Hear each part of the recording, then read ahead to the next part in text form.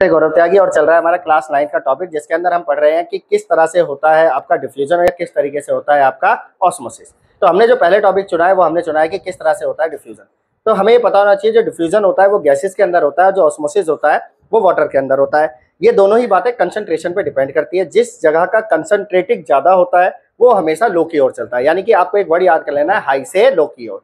ठीक है, तो मैंने इसमें एक टॉपिक बनाया, जरा हम बात करते हैं। तो मैंने क्वेश्चन बना दिया, क्वेश्चन है व्हाट इज अ डिफ्यूजन, कि डिफ्यूजन क्या होता है।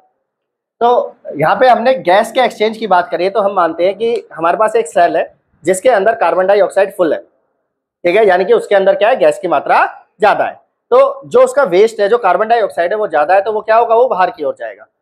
क्लियर। तो कार्बन डाइऑक्साइड सेल से बाहर की ओर जाएगी, क्योंकि कार्बन डाइऑक्साइड जो है सेल के अंदर हाई कंसंट्रेशन है और बाहर जो है वो लो कंसंट्रेशन है। तो उस कंडीशन में जो कार्बन डाइऑक्साइड है वो सेल से बाहर की ओर जाएगी। ठीक है, जैसा कि हम यहाँ डायग्राम से समझ सकते हैं कि हमारे पास ये सेल है और इसके अंदर है कार्बन डाइऑक्साइड हाई कंसंट्रेटिंग और बाहर है हमारे पास कार्बन डाइऑक्साइड लो कंसंट्रेटिंग। तो एक इनके अंदर साइपोटेनियस मूवमेंट होगी। इस हाइपोटेनियस मूवमेंट के कारण जो कार्बन डाइऑक्साइड है वो बाहर की ओर आ जाएगी और सेल क्या होगा, पहले से सिकुड़ जाएगा।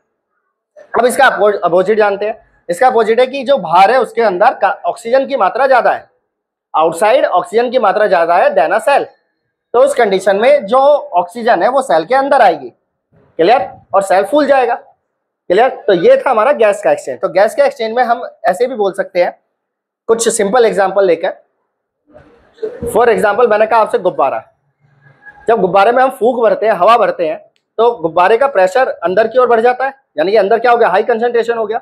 अब आपने गुब्बारे को छोड़ दिया, तो छोड़ने पे क्या होगा, अंदर की गैस बाहर की ओर आएगी।